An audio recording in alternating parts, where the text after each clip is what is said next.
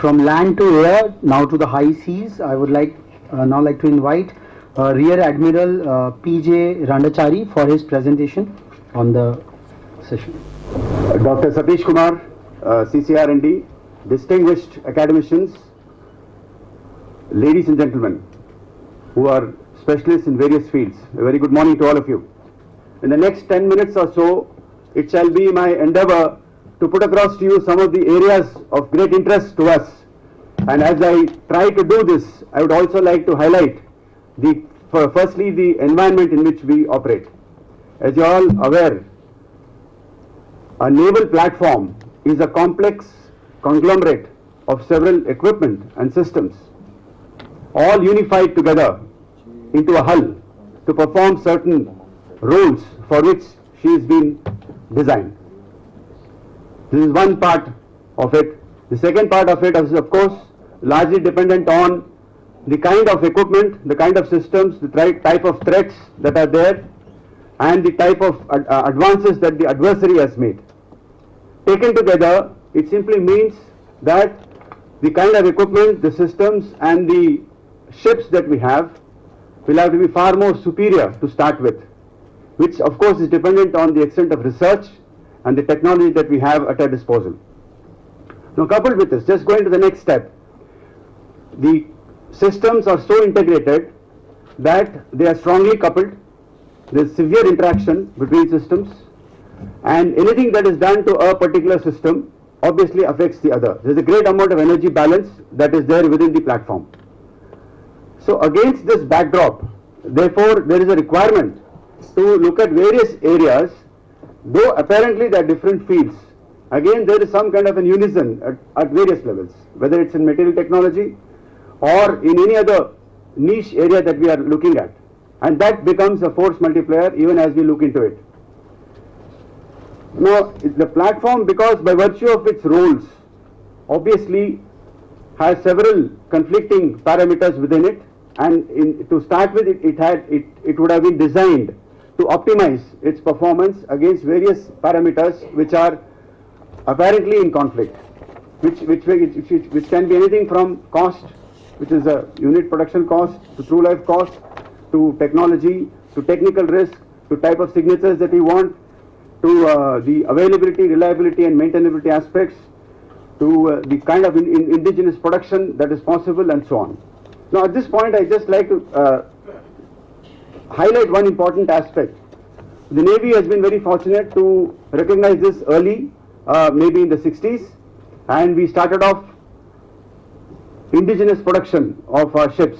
A modest beginning was made, and ships are being built indigenously today in the Navy, with several equipment also being indigenously built. Some of the weapon systems are also getting integrated, designed and manufactured indigenously. But then, as I said, depending on the threat levels, depending upon what the adversary has, depending upon the improvements in technology, the advances made in each of the fields, there is a requirement to revisit continuously and keep effecting improvements in all areas of interest to us.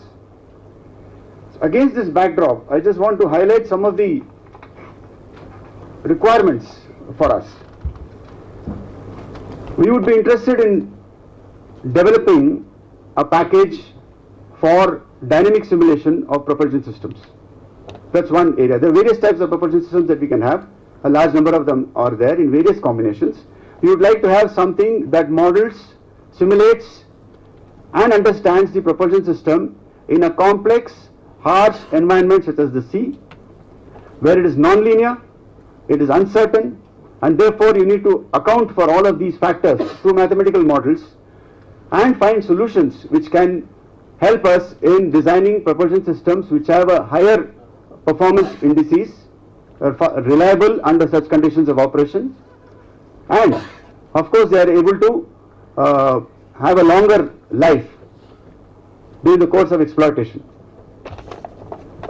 Then we recognize also that great strides have been made world across in the area of electric propulsion, what is variously termed as integrated power systems, integrated full electric propulsion system, or simply the integrated electric propulsion system. So we need to have, we need to analyze, we need to have models and we need to simulate the power systems that are necessary. Why is this important? If you recollect what the essay to RM said, we are looking at high energy weapons. Now if you think about it, about high energy weapons, let us say like a rail gun operating from a ship, you need powers to the tune of about 20 megawatts and plus. Now obviously if we have a conventional system, this power gets locked when we are propelling at lower powers.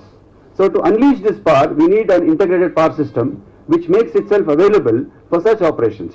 And therefore, electric propulsion becomes one of the important requirements. It also gives the flexibility. Now having said it, then you need to look at, firstly you need to model and simulate the electric propulsion system as a whole, as an entity. And thereafter you have to convert that simulation and modeling into products which I will list out separately as to what we can do. Things like superconducting motors, permanent magnet motors, advanced induction motors and so on naturally become products of interest because they fit into the ambit of things as we look at it. Then we need to have packages which can be used for modeling and simulation of ship motion. That is basically for combined maneuvering, station keeping and sea keeping. Again, it's in a complex environment. There will be 6 degrees of motion of freedom, and therefore we need to have solutions for such operations. It may not converge, it may get into partial differential equations and so on. But the fact of the matter is that such requirements are there as part of research. Then we need to also model and simulate and understand various types of propulsors. The kind of propulsors that are in use today range from fixed pitch propellers, contour rotating propellers, controllable pitch propellers, all kinds of other propulsion systems, water jet propellers, or you just name it, they are in use. These will need to be understood and ushered as part of technology into the Navy for meeting various mission requirements.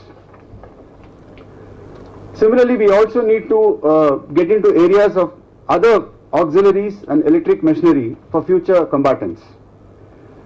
This can have various paradigms. It can be from a simple thing such as variable capacity centrifugal pumps, canned motors, magnetic bearings, superconducting motors, etc. Each one of them has various advantages. I am not getting into those aspects. Then we also need to create something called a propulsion system integration development environment, which is important because it effectively integrates all functions related to not just the propulsion system integration. It has multifarious fields in it. It has thermal engineering, it has material engineering, it has got metallurgical engineering, it has a whole lot of other aspects built into it, and therefore it's an important niche area for us to be looking into. Then we look at the next area, which is the air independent propulsion systems. We have various types of systems within that, but one that is of interest to us would be fuel cell technology. Great strides have been made within the country, but research is still going on. Some of them have been converted into prototypes, but if you look at other countries, German Navy for instance, it uses proton exchange membrane fuel cell. The membrane that is available there is proprietary to them, so similar such things are being developed within the country also. So we need to look at fuel cell technology as a viable option because it enhances the capabilities of a submarine, for instance. It enhances the dive endurance and so on.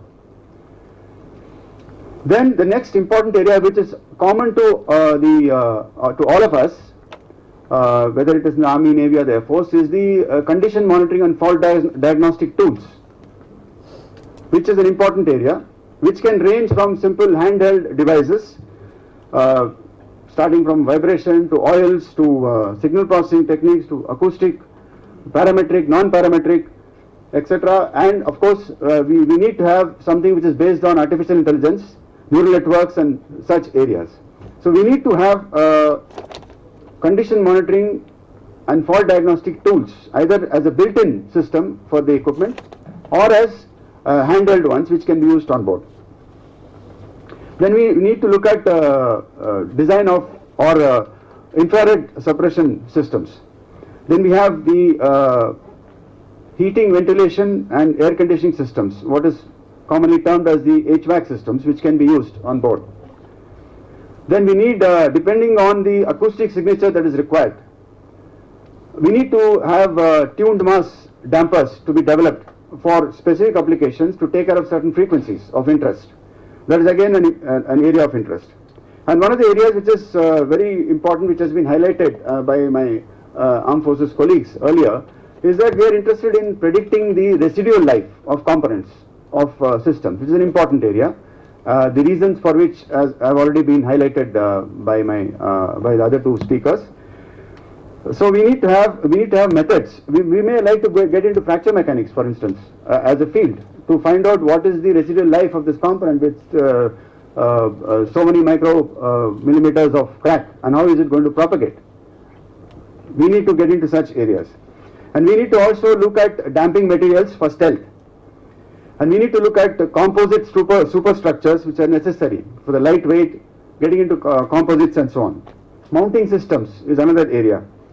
Designing of composite propellers, composite pipes, and norms for mounting equipment on a raft, which obviously will have its own, it needs to be designed specifically so that the underwater radiated noise levels are minimum, and the raft with the equipment that is installed on it is able to absorb all of those. So a typical vibration problem, if you like it. And another important area is we need to design equipment for shock. If you imagine a 10-ton TNT exploding in the vicinity of the ship, the kind of shock waves that it is going to produce and the impact it is going to have on the equipment and on the ship's hull is something that you can visualize. So we need to design equipment for shock. We need to understand shock, and we need to design equipment for shock. Then we need to have vibroacoustic tiles, for instance, for submarines. You need to have radar absorbing paints. Then we need to have detection algorithms which are complex and which are based on, which are robust, stable, and which are required in sonars. Then we need to have high thickness epoxy coatings which for monitoring corrosion. Now if I just look at the cross section of some of the products that we might need, we need to have propulsion system components for, let's say, electric propulsion, which can be superconducting motors, advanced induction motors, converters as I mentioned, magnetic bearings, acoustic coatings, infrared signature suppression devices, shock and vibration mounts, tuned mass dampers, handheld condition monitoring devices, high pressure water mesh system, firefighting systems basically. We need to have meteorological devices which can be used for underwater measurements without having to dock the ship. We need to get into VME hardware, which we can probably manufacture, design and manufacture. Then we need specialized steel as hull material and also weld consumables. We need to look at anti-fouling coatings which are environmentally safe. And we need to have automated systems, let's say for cable pulling and so on. Long life paint schemes and surface tolerant paint scheme for bilges. And we need to have radar transparent guardrail ropes with high strength. We need to have transportation solutions for various categories that exist on board. And we may look at, in the software area, we may like to have packages which can be in the area of propulsion system integration and dynamic simulation, for HVAC system, for shock analysis, for integrated full electric propulsion system analysis, for availability, reliability and maintainability studies of the platform and of individual equipment, for survivability and vulnerability studies, which is again important. And we need to have AIP systems which can be modeled and analyzed. And we also need to get into steganography, an area for communication, ship motion analysis, and other niche areas have already been covered in detail by the SA2RM, but I just highlight robotics and artificial intelligence, sensors, photonics, lasers, MEMS, directed energy weapons, material technology, stealth, particularly metametals, high energetics, explosives, antimatter, thorium technology, fusion technology, space technology, hypersonics, there is an understanding of nanomaterial science, nanomaterial, but how to convert that into nanotechnology as a product. One of the areas that he mentioned, which is of great interest to us, is to increase the life, operational life of an equipment which does not have a replacement. Is it possible for us to give a coating of some nanomaterial with certain properties which will enhance the properties of the parent material and thereby increase its life? These are areas which we can look into. And of course, biotechnical weapons, the IT and cyber technology that is well known to us. There are many things that can be done there with high computing powers that are available at our disposal. The unmanned vehicles, UAVs, of course, are a potential area for development which has been amply highlighted by the SA2RM. Then we have embedded computation for enhancing performance of weapons and sensor systems, including size reduction. And we need to look at more powerful and versatile decision-making systems which we have to be extremely active in a predictive sense and also within the limited time that is available for taking such decisions on board in the face of a threat. And of course, simulation studies for various other requirements. The requirements of training simulators have been highlighted. We need that in each of these areas whenever it is in the process of getting when it is in the process of getting converted into a product. It's better to go through a simulator route. It also helps in training of various personnel who are going to be looking after this. And similar such requirements, of course, microelectronic mechanical systems is another area that we may like to look at. These are very few areas that I highlighted. There are many others.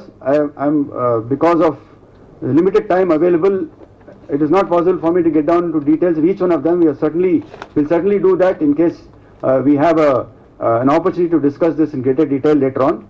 But at this point in time, I am very confident that with the active involvement of several academicians in this country from various institutes and the specific requirements that we highlight from time to time, and with the greater involvement of DRDO as they have been doing all along in also getting the academic institutions on board, and with the engineering watch acting as the launch pad for this great activity, I am sure that we will make progress in all of these niche areas in times to come. On behalf of the Chief of the Naval Staff, I would like to thank the Engineering Watch for giving us this opportunity to put across some of the points that we have in our mind, and I am sure that with greater interaction we will be able to move into converting these ideas into products of interest to us. Thank you very much.